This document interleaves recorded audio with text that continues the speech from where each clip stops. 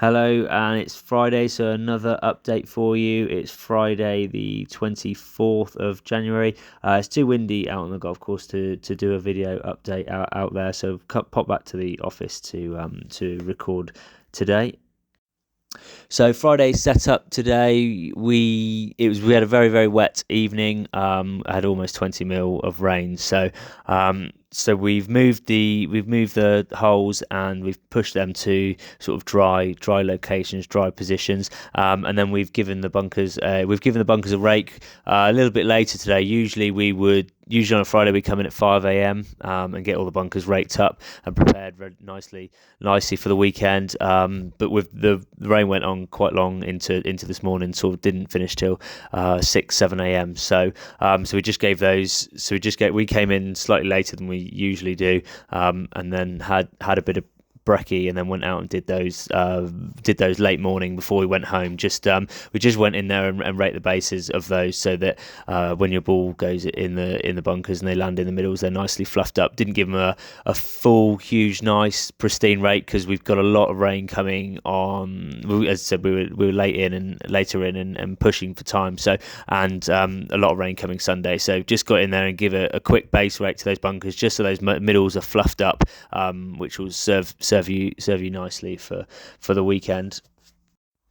Elsewhere this week, myself and Mark, the deputy, attended Bigger's event, BTME, and continue to learn. So an educational learning event, and the turf show up there as well. So that's everything from the obvious stuff of cutting machinery and power tools down to and fertiliser companies with their products, all the way down to everyone else that's involved in the industry, which isn't quite so obvious. So wash down bays, businesses, and all sorts of other things going on. But I'll come on to that shortly and do a whole section of what we were up to up there, so that the rest of the team continue to perform high-end setups with the mild weather we're having to produce a nice golf course. That include raking the bunkers, changing the holes. We're on two change holes this week, so they were done Monday and Friday, as I've mentioned already today.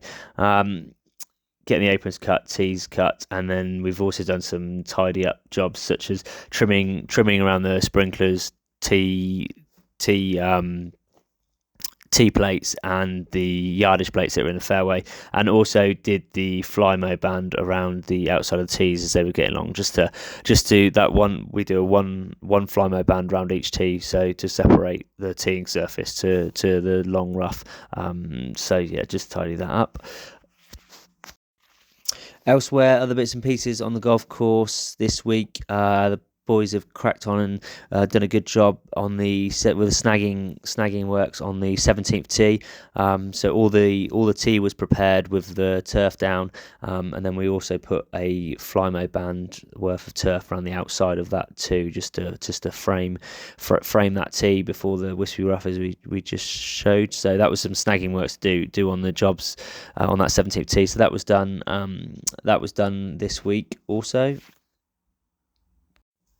As Stuart, our greenkeeper mechanic, along with some help from Dickie, has also been servicing our machinery. So it's a really good time of year with machinery has a real downtime, with not so much cutting going on. So new year, get those machines all serviced. It's a bit like MOT and servicing your car, really. Once a year they do a lot of hours, so get all those filters changed, change the oil, etc. Get them all prepared and ready for the season ahead, so they're all good and raring to go.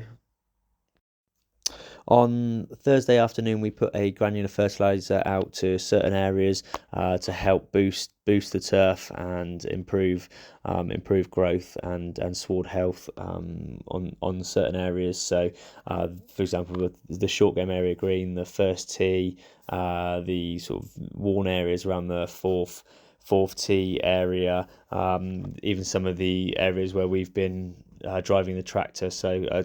Quite close to the second approach and the first carry as well, just to help those areas recover from some wear and tear.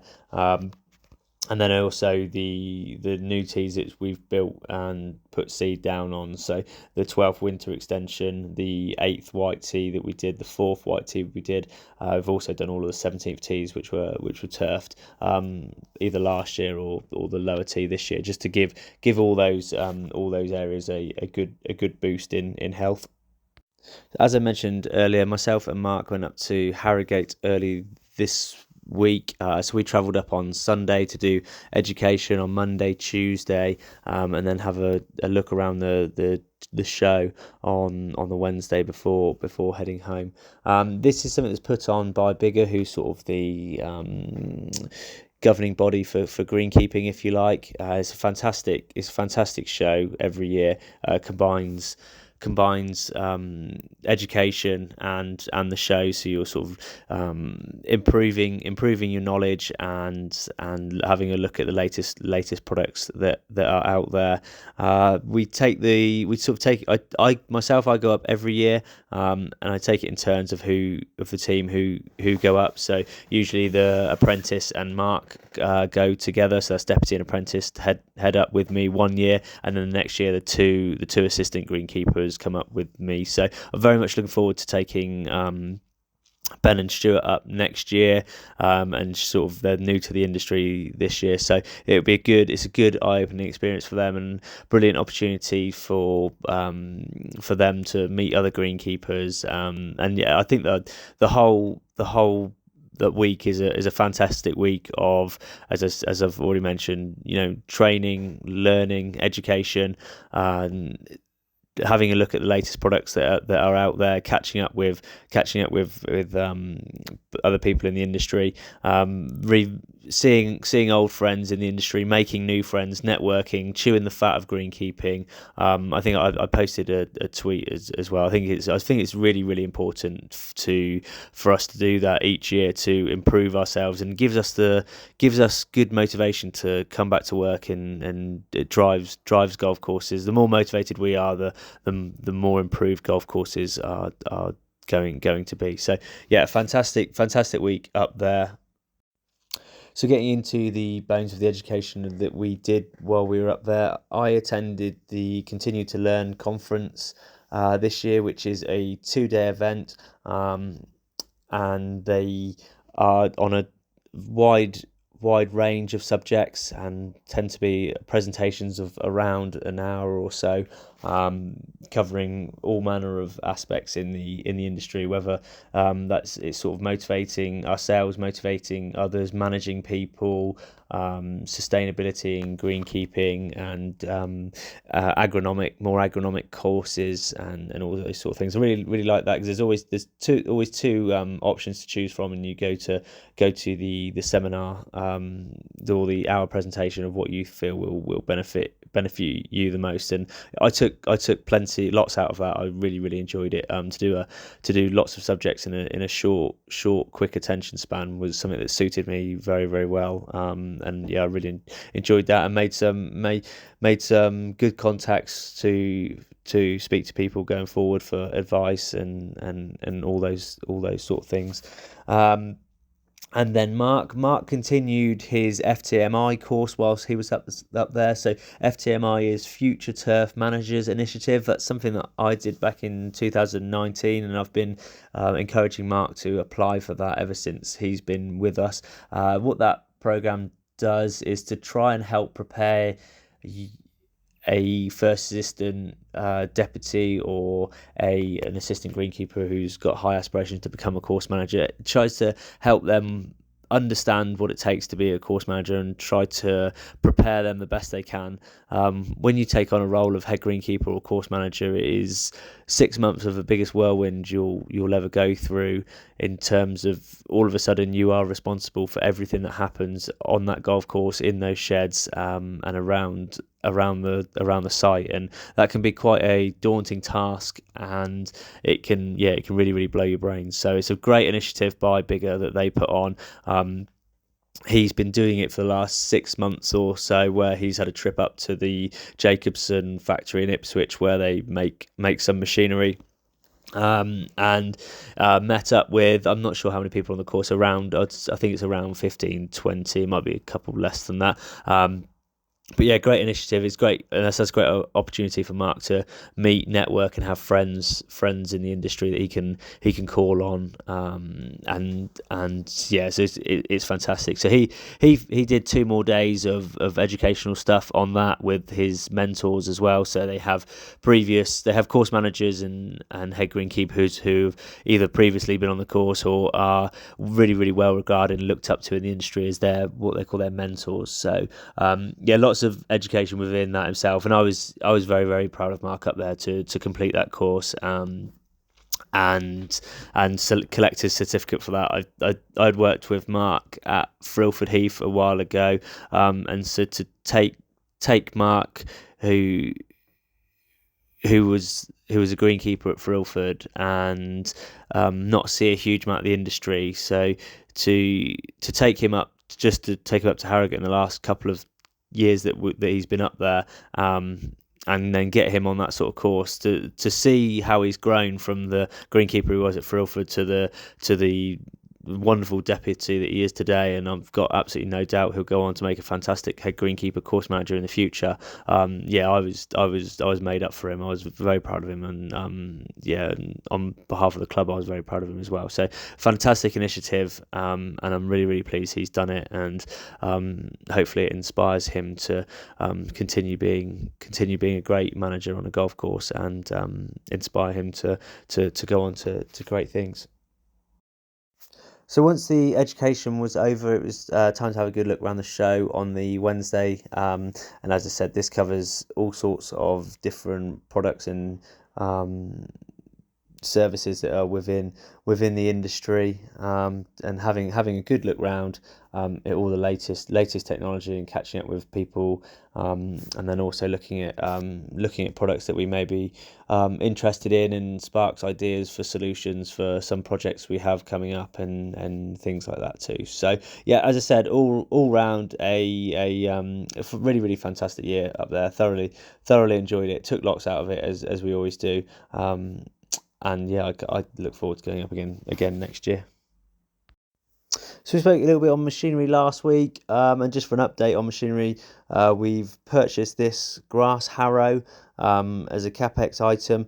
This item attaches to the tractor and is going to be used for help thin the rough out.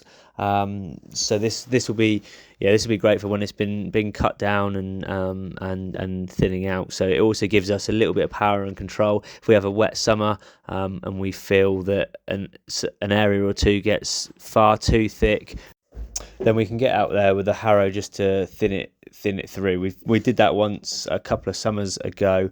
Yeah, it just gives us more power to be in our own hands to do it when we need to. So that will be very much on the agenda to do this spring.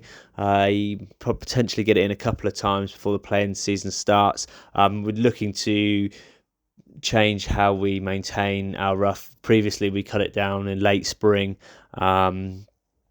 but with it's looking like there's potential that the Clutch Tour event will get that every year, and the Pro-Am may be a regular fixture as well. So that's made us rethink our rough management plan. So we'll probably start cutting it down in the autumn now. Cut it down in the autumn and then give it a harrow in the spring just to thin it out prior to the season. So yeah, that bit of kit is going to be great for us, and is a bit of a steal as a second-hand bit of kit, and going to be a very good benefit to us. Something else recording and worth talking about is we are experiencing quite a lot of pecking at the moment on the 9th and 18th green, which is affecting those quite badly. Yeah, they are after leather jackets or chafer grubs that are under that surface. So that's sort of a juicy bit of steak as a food source to them, which happens quite a bit in the winter as their food source becomes a bit more scarce and they have to do a bit more digging for it. So we've replaced all the pecking and put the things, all the pecked out bits back in, and then put the green side up to the best of our ability. to help with the recovery. Then also we have sprinkled some fertilizer when I talked about earlier. We applied fertilizer. We've just sprinkled some fertilizer on those spots. So again, that helps with their recovery. We've also gone out and sprayed for those leather jackets that are under there as well. So hopefully potentially the taste of that chemical will put the birds off and will and will kill any of the young leather jackets that are under there. So it's not a problem in years going forward. And that's all for this week's, folks. So thanks for watching or listening. And yeah, I haven't done a plan for next week, so I can't say exactly what we've got planned, but it is looking quite wet, so it might be quite a shed based week where the boys continue to work on those college work, or certainly more indoor based activities. But yeah, we'll look forward to catching up again at the end of next week.